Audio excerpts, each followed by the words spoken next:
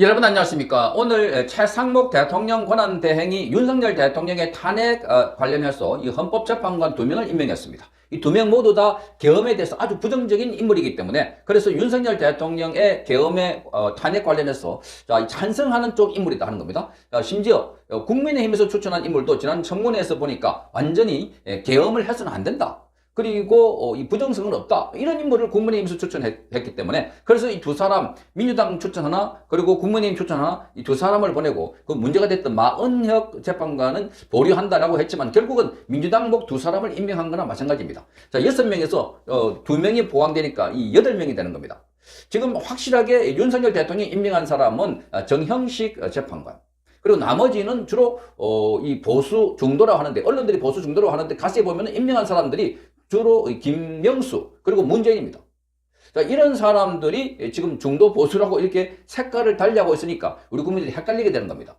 자, 그래서 6명일 경우에는 적어도 한 사람은 반대할 사람이 생겼다. 그래서 6명이 모두가 찬성해야만 탄핵에 찬성하는데 그런데 지금은 8명이 되기 때문에 그 중에서 자, 3사람이 반대하지 않으면은 자, 이 5명 가지고는 안 되는 겁니다. 그러니까 2사람이 반대해도 이미 윤석열 대통령은 탄핵은 인용될 가능성이 매우 큽니다.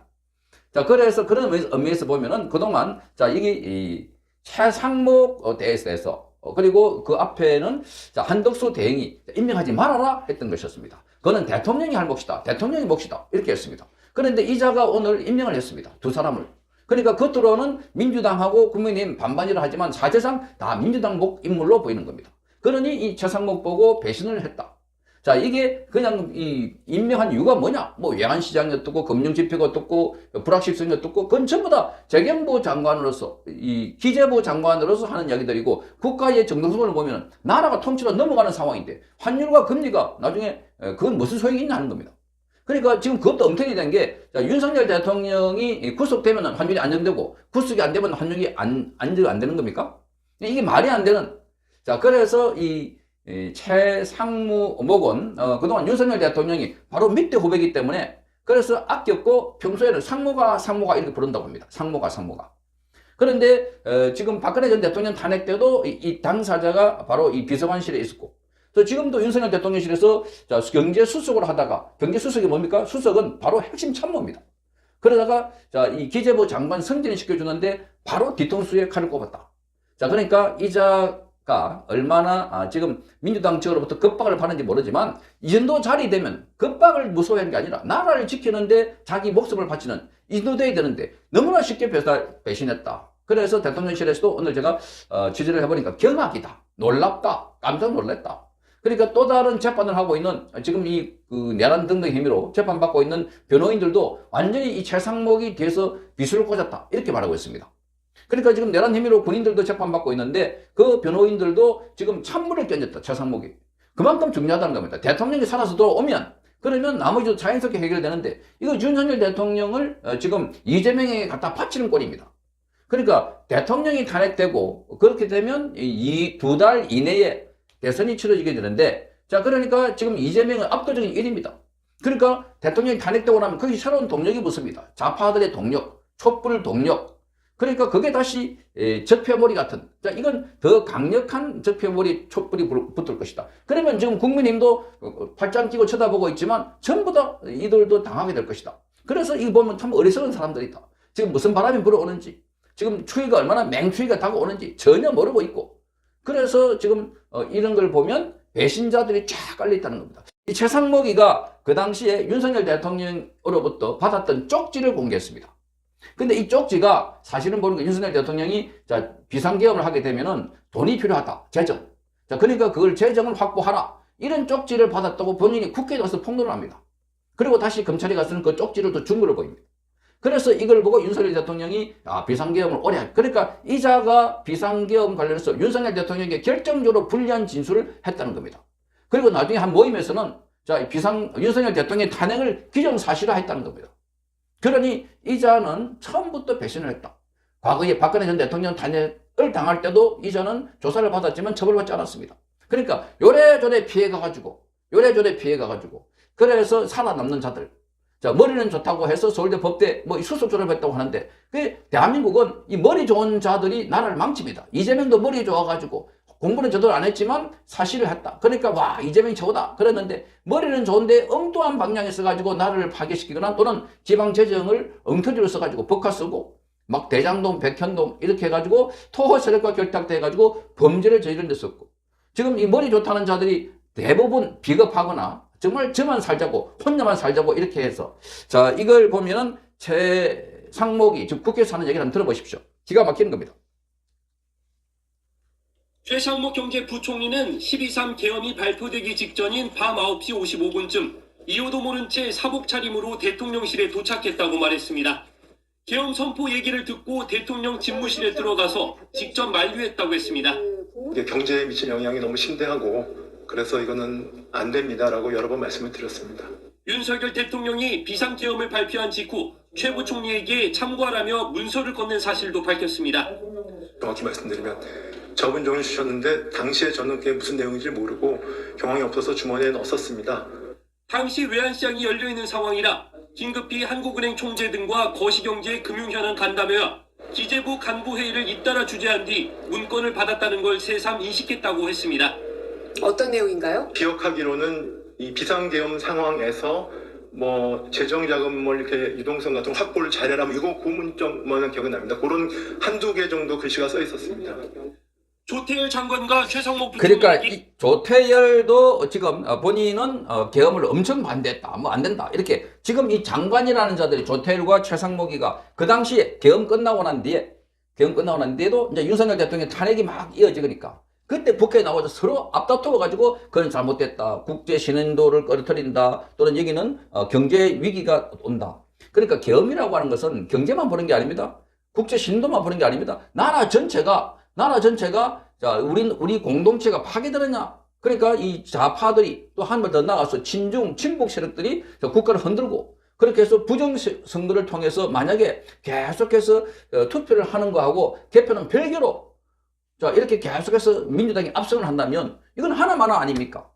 그런데 이 자들은 그 안목은, 외교부 장관은 우리나라가 대외적으로 뭐 신인도, 자, 여기 지금 기재부 장관은 금융시장, 이것만 보고 있으니 이 자들이 금융시장 안정을 시키기 위해서라도 빨리 그 헌법재판관을 임명해야 된다. 이게 말이 되는 소리입니까?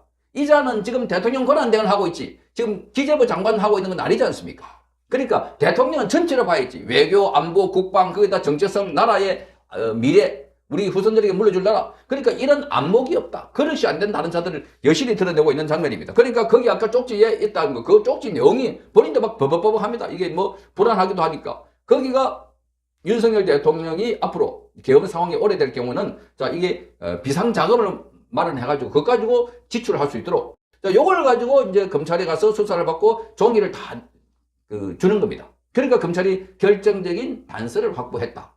자, 이러니까 이 배신자가 그렇게 한 것 아닐까. 배신자. 정말 기가 차는 겁니다.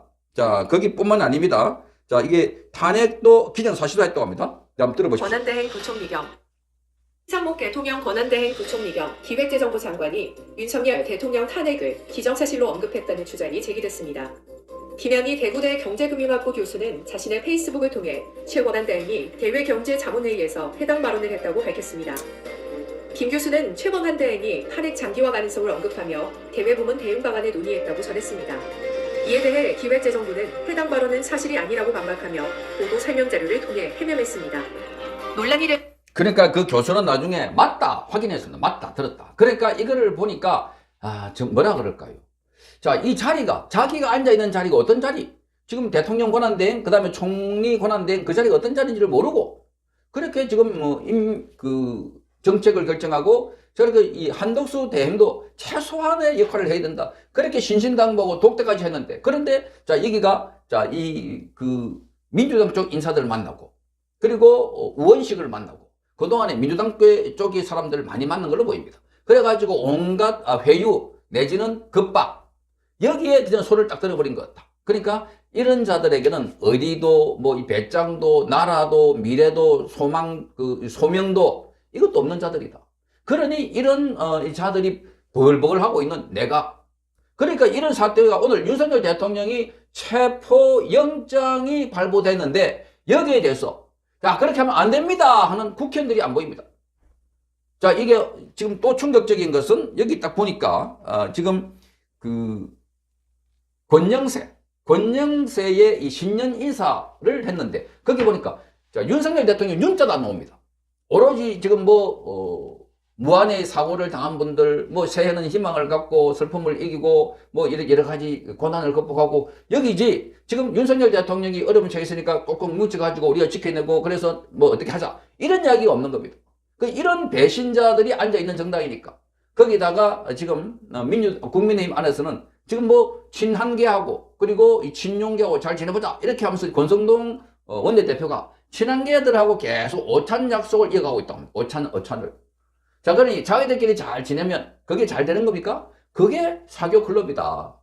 잘 화합하고 잘 지내면 화합의 대상이 누굽니까? 윤석열 대통령의 비수를 꼽은 그 세력들하고 잘 화합하자. 그래가지고 우리는 민주당이 밥이 되자. 그 말입니까? 그러니 이런 정당을 우리가 어떻게 믿고 밀어줄 수가 있나? 국민들은 열불이 차는 겁니다. 이 정당이라고 하는 것은 그 정치 이념, 같이 공유하는 사람들이 집합체입니다. 완전히 다른 정치 이념 가치를 하는 사람 모여가지고, 민주당에 온 사람, 그리고 이 좌파에서 온 사람, 시민단체에서 온 사람, 어디서 뭘 했는지도 모르는 사람들, 그래 모여가지고 상황이 생기면 바로 뿔뿔이 흩어지갖고 한쪽은 대통령 뒤에서 비수를 꽂고, 또 한쪽은 앞에서 바로 꽂고, 이런 상황이 생기니까 이게 무슨 정당인가? 오합지졸들. 그러니 빨리 국민의힘부터 해산하고 해체하라 하는 이야기가 더 많이 나오고 있습니다. 자, 때리는 시어머니보다 말리는 시누이가 더 밉다고 하듯이 민주당이 막 공격하고 있지만, 자, 민주당은 우리가 처음부터 사람으로 생각 안 하고 완전 저당이 사람이 아닌 것 같아. 그런데 여기가 이 정당 행세를 한다고 하면서 보니까 완전히 자기 당 대통령까지 팔아먹는 그런 정당이다. 이런 정당에 무슨 희망이 있습니까? 정말 기가 차는 겁니다. 국민의힘부터 심판해야 될 것 같습니다. 성창경 TV였습니다.